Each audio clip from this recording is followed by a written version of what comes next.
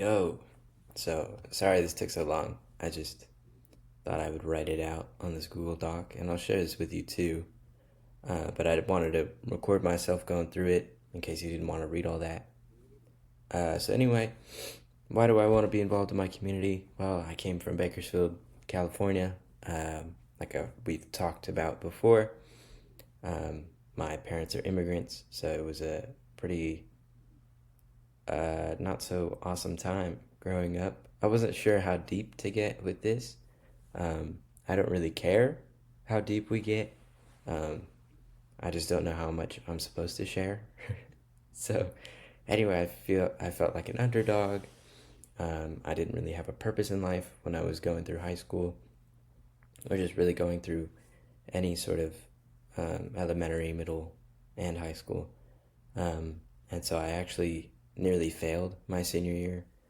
Um, but once I got to community college, I just took off, um, just building my way up from the bottom, networking with people, getting job opportunities that I would have never imagined. Now I have two associate's degrees. I got into UC Berkeley. I that we've chatted before about a project I just completed in the community where we raised thousands of dollars for a nonprofit. Um, and I'm starting my own business. Like I said, I made connections to all kinds of people, from the city manager of my city, the mayor, city council, to the heads of the biggest nonprofits, some of the biggest for-profit organizations in my hometown, and all of that in the span of 2 years. So I think that was pretty cool. So I want to pay it forward. I mean, I didn't do all this alone. It wasn't like I was um, able to get to the top without any sort of help. Um, I definitely had people helping me out, that people that I met just through making connections, but regardless, they paid it forward to me. So I want to pay it forward to the next generation of people who are struggling like this. And I don't want people to feel like they have to struggle like this. I want people to be proud of where they come from, proud of being from Bakersfield, proud of who they are as a person. I want them to be able to feel like they're capable, especially as like a young person, to do something in the community. My first public speaking gig, I have no idea what it was. I mean, it's a little broad of a question, honestly, because I did public speaking in school a lot, but the first time I ever actually did public speaking that wasn't in school, even community college, was for this project that I've been talking about. I went to a church just to talk about the project, raise some support. There were probably 70, 80 people in the crowd. So, my long term vision regarding public speaking is just to be able to get better at it, get better at communicating, get better at rallying support, and moving people to take part in their community, to help out in their community, to serve. Yeah. So I think what you said here works great. Just a basic setup. I mean, that's kind of the point, is that anybody can do it, and all they really need is just a phone. Everybody has access to some sort of sunlight, so that's their lighting. So for the checklist, I just wrote basically what I stole from you. Um, and I do get why it should be vague, because then I can sell it.